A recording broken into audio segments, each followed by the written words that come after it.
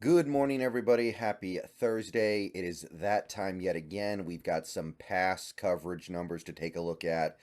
And this week it's kind of important we do this because the Seahawks got rung up a little bit by Washington. They gave up over 300 yards and 3 touchdowns. Now, I will say over 100 of those yards were on those kind of weird broken play dump offs to the running back that went for big gains, but it still wasn't exactly the best game from the secondary, from the cover players. So we got to go over it and figure out what the damage is, where the damage is, and try to understand where everything came from. So let's start with these linebackers. The linebackers did not have their best day in coverage. Bobby Wagner probably got beat up in coverage more than any game prior. Now, there was some good stuff here. He was targeted 6 times in this game and only gave up 3 completions. So, for a guy who's had a really high completion percentage allowed this year, that's pretty good. But those 3 completions went for 40 yards. So, that's not quite as good as he's been for most of the year, I don't think. So, little bit of a drop there. There was that one play where he was trying to cover Gibson out of the backfield, and that's just not fair. Bobby's not going to be able to cover a guy like Gibson out of the backfield. And he was credited with the touchdown that was allowed.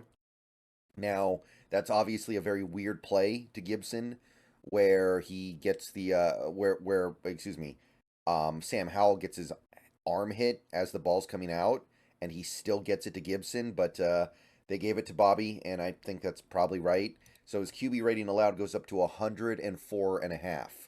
So he's still doing fine overall, still on pace to allow less than 500 yards in coverage this season, which I'm more than happy to live with when it comes to Bobby right now. But not his best game. Jordan Brooks, the numbers aren't too bad. He was targeted 6 times and he allowed 5 completions. But if you take a look at the edit history here, it was only for 24 yards. I can live with that. I got no problem with 24 yards. Now, there was a play or two where he looked pretty bad. And honestly, I don't think Brooks had a very good game overall.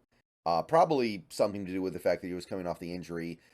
He got beat on some of those screen passes. Not the 2 big screen passes, though. Those were not on Brooks. We'll get to that later.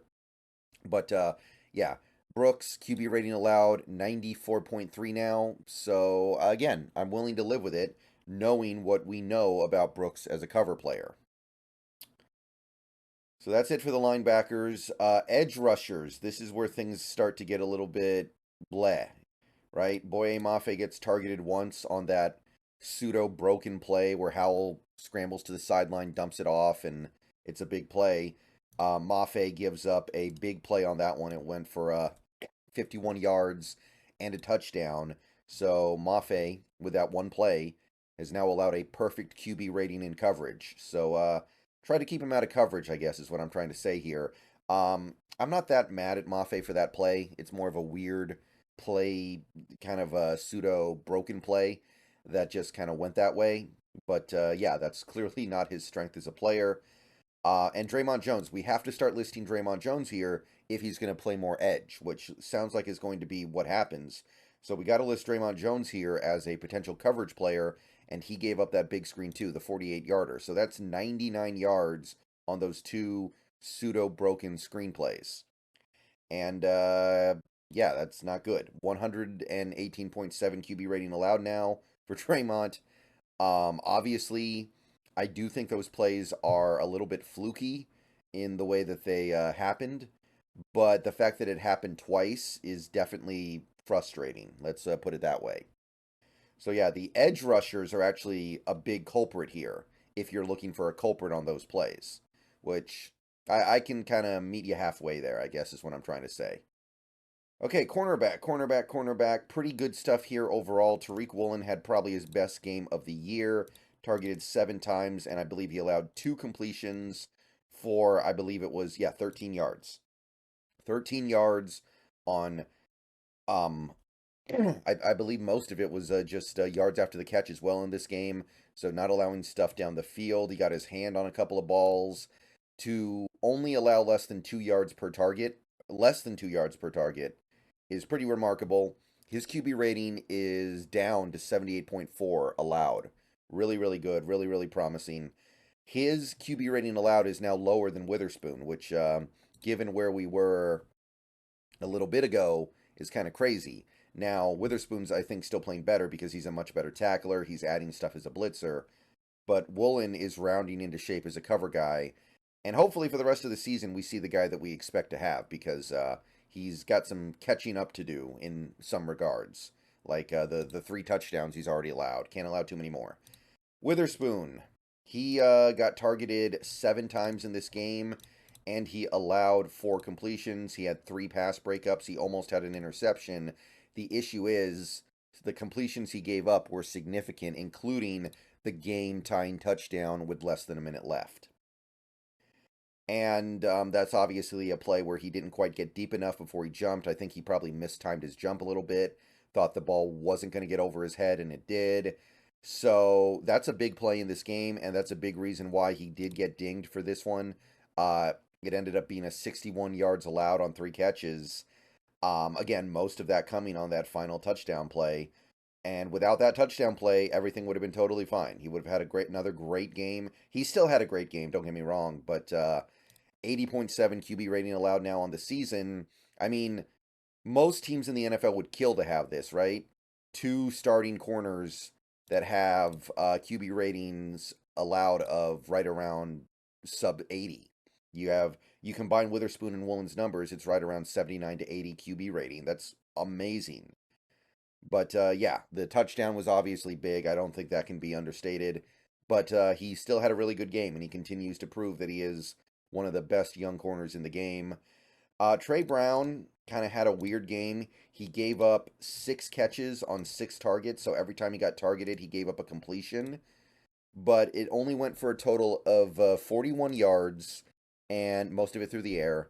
He didn't allow any touchdowns, and it felt like he was really, really close on most of those completions. Like he's split second away from knocking it away. Like he's so close, and he's not giving up big plays, right? He at the end of the day, Trey Brown, when he's on the field, is an outside cornerback. So not giving up big plays does matter, and he right now really isn't giving up big plays. He gave up a bunch of little plays in this game. I don't think he played his best game or anything, but I do think that he's just a hair away from knocking these passes away sometimes. QB rating allowed, by the way, still lower than Woolen and Witherspoon. The interceptions help. And that's it for the cornerbacks. Kobe still not out there. Artie not out there right now. That just leaves the safeties. And Adams had probably his worst game in coverage this year so far. He was targeted 5 times, allowed 5 completions. But again, he's not really allowing anything down the field. It was 27 yards. I can live with that, no problem. That's no issue with me. And again, it's this weird Twilight Zone episode we're in where Jamal Adams is having problems tackling. He doesn't have a big impact blitzing, but he's become locked down in coverage. Literally 62 yards allowed on 18 targets through, what is it, 5 full games he's played? That's, I'm happy to take that. 81 QB rating allowed. And Quandre Diggs got targeted once in this game, did not get completed, so his numbers are still fine.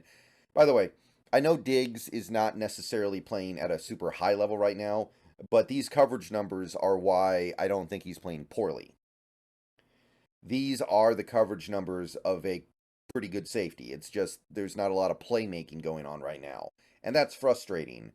But I do want to emphasize here that Diggs is not doing anything critically wrong. He's just not making plays to justify his exorbitant contract.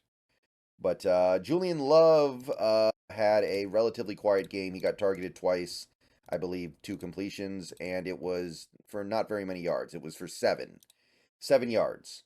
No issue living with that.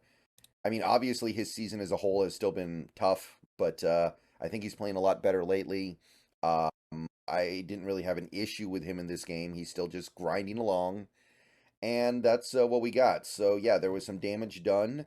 I am happy that about a third of the damage, I guess 30% of the damage, was done on those 2 weird dump-off plays.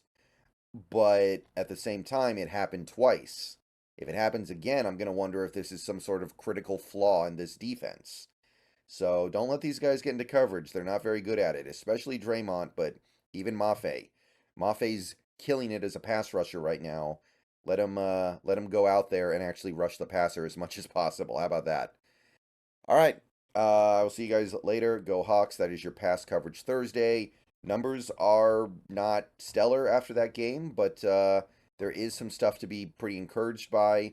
And I think that a lot of the stuff we gave up in that game was very fixable. Let's put it that way. All right. See you guys later.